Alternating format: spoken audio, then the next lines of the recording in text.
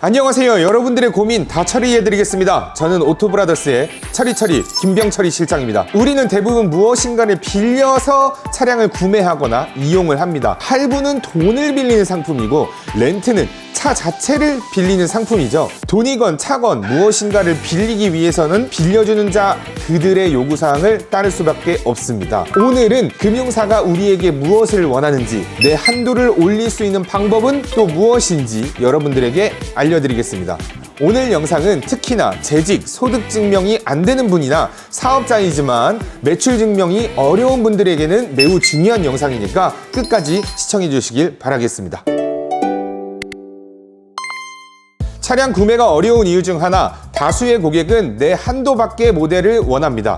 자, 내 한도, 그건 알 수 없죠. 금융사 그들의 기준에 결정이 되는 거니까요. 그렇다면 그들이 여러분들에게 바라는 게 무엇인지 알아야겠죠. 매우 다양하지만 크게 5가지로 볼 수 있겠습니다. 그 5가지로 인해 할부의 경우 한도와 금리가 결정이 되며 렌트 또한 한도와 이용 가능한 렌트사가 결정이 되는 거죠. 먼저 첫 번째, 너무 당연한 얘기겠죠. 그들은 일정 수준 이상의 신용도를 요구합니다. 신용도는 카카오뱅크나 네이버, 토스어플 등을 통해서 어렵지 않게 확인 가능하겠습니다. 그런데 나이스와 KCB의 점수가 서로 다릅니다. 보통 나이스가 KCB보다도 좀 높은 점수를 보이는데요. 신용을 평가하는 기준이 서로 다르기 때문이죠. 그 차이점을 심플하게 설명을 한번 드려보자면 KCB는 무엇보다도 신용 거래 내역을 매우 중요하게 여깁니다. 신용 거래 내역이 부족하다면 KCB 점수는 높게 평가가 되지 않는 거죠. 신용 거래 내역은 잠시 후에 자세하게 다뤄보도록 하겠고요. 일단 4등급 이내로 신용도를 유지하는 것이 매우 중요하겠습니다.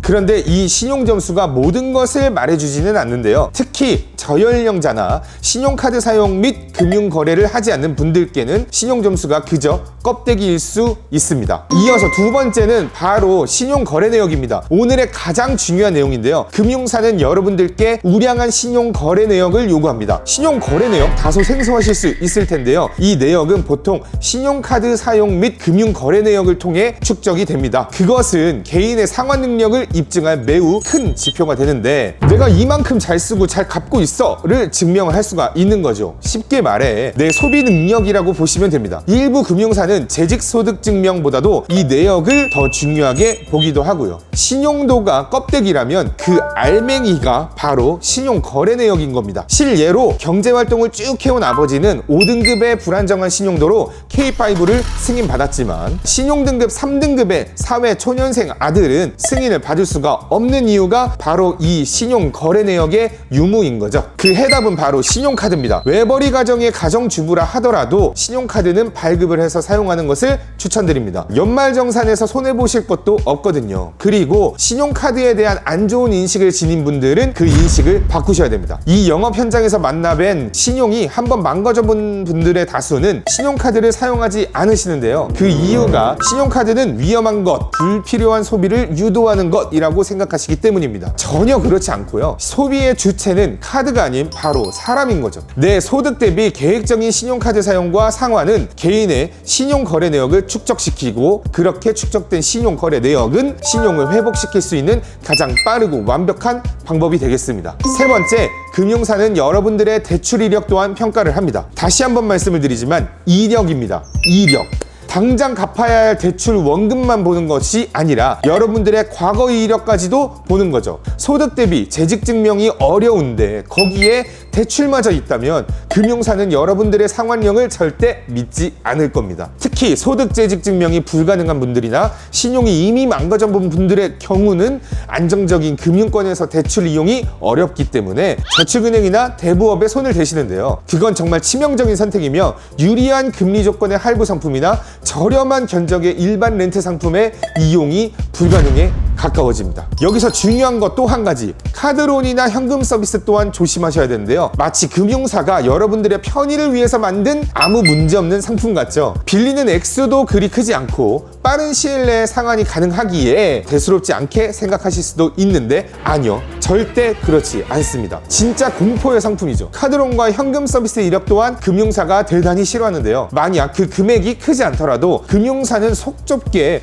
당장 10만 원이 없어서? 그럼 내가 스포티지를 어떻게 빌려주지? 라고 판단을 합니다. 그런데 대출 이력을 보유한 분들 중에서 다수가 연체 없이 잘 이용 중인데요 라고 하는데요, 연체 없이 잘 갚아 나가는 것은 당연한 겁니다. 어드밴테이지 요소가 될 수는 없는 거죠. 그런데 대출이 있다고 무조건 불리한 것은 아닙니다. 주택담보대출이나 은행권 대출 같은 경우는 신용관리를 잘 해오신 분들께 큰 문제가 없겠고요. 특히 담보대출의 경우 보유한 부동산이나 차량 등의 자산이 존재한다는 것이기 때문에 오히려 보유자산으로 증명을 통해서 상환력을 더 이끌 수 있는 근거가 되기도 합니다. 자, 네 번째, 대출 외적인 신용상 악성 이력 또한 확인합니다. 3년 전, 때로는 5년 전 이력을 헤집어서 확인을 하죠. 대출이 없음에도 신용도가 낮은 분들이 종종 계시는데요, 그런 분들의 열의 9은 신용상 악성 이력을 보유하고 계십니다. 연체, 체납, 보증 문제, 이런 이력들 또한 치명적이죠. 특히 사업하시는 분들의 국세 체납, 이건 정말 답이 없습니다. 가볍게 생각할 수 있는 통신료 연체 또한 치명적입니다. 어떤 고객은 통신료 연체 사실도 모르고 국내 입대를 했다가 전역한 후에 확인을 해보니 신용이 망가져 있는 슬픈 전설이. 그런데 대출과 신용상 악성 이력이 특히 위험한 것은 그로 인해서 하락된 신용도를 회복하는 데까지 너무 긴 시간이 소요된다는 점입니다. 이런 이력은 주홍글씨처럼 여러분들에게 몇 년간 끈질기게 따라다니죠. 언제고 또다시 연체를 할 수 있는 고객이라는 프레임을 씌워버리는 건데, 이게 수천만 원의 차량에 돈을 빌려줘야 될 금융사는 늘 방어적입니다. 유리한 조건의 차량 구매는 어렵겠죠. 다섯 번째, 심사 이력마저 확인을 합니다. 차량 구매 관련 심사는 한 달에 최대 3회 정도가 적당한데요, 많아도 4회 이상을 넘기지 않는 것이 좋습니다.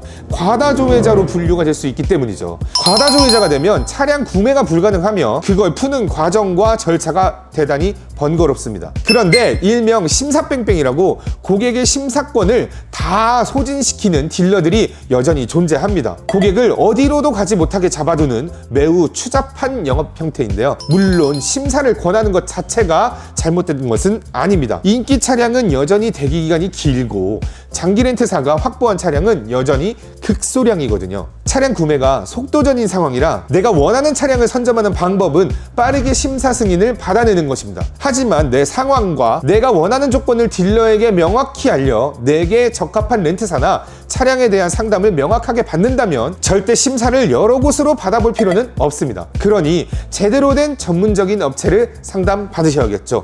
어디겠어요? 여기 오토브라더스입니다. 자, 5가지 요소를 안내해드렸는데요, 사실 근본적인 요소는 따로 있습니다. 바로 여러분들께 적합한 차량을 선정하는 것이죠. 여러분의 입장도 중요하겠지만 돈이나 차를 빌려줘야 될 금융사의 입장에서 상식적으로 말이죠, 군대에 다녀와서 갓 대학을 졸업해갖고 사회에 나온 99년생에게 4,100만 원의 스포티지 하이브리드를 유리한 조건으로 승인해줄 수 있는 강심장의 금융사는 찾아보기 어렵습니다.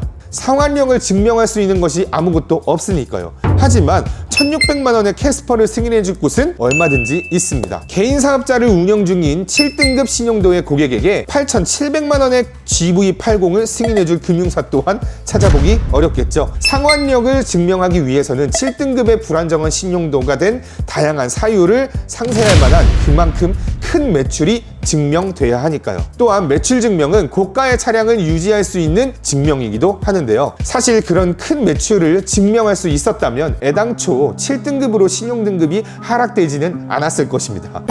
하지만 4,100만 원의 스포티지 하이브리드로 눈을 낮춘다면 승인을 해줄 수 있는 렌트사는 분명 찾아볼 수 있을 거고요. 제가 안내해드린 5가지의 요소들은 문제가 없다 하더라도 원하는 차량의 급이 내 재정 상황과 상환 능력 대비 너무 높다면 가능성은 매우 떨어집니다. 이처럼 가능성은 고객이 직접 만드는 것이죠. 가장 근본적인 문제, 그것은 다른 무엇도 아닌 여러분들의 스스로의 결정이었습니다. 우리 영상에 더보기라는 버튼이 있는데 그 버튼을 딱 누르시면요, 저희 카카오톡 채팅을 들어갈 수 있는 링크가 있습니다. 그 채팅방에 링크를 타고 들어오신 다음에 저 견적받고 싶습니다 라고 얘기를 해주시면 저희가 바로 이제 설문 작성할 수 있는 링크를 넣어드릴 거고요. 이제 여기까지 복잡하고 어려운 장기 렌트 제가 쉽게 한번 설명을 드려봤습니다. 이 영상 도움이 되셨다면 좋아요와 구독 같이 한번 부탁드리겠습니다. 여기까지 김 실장이었습니다. 안녕.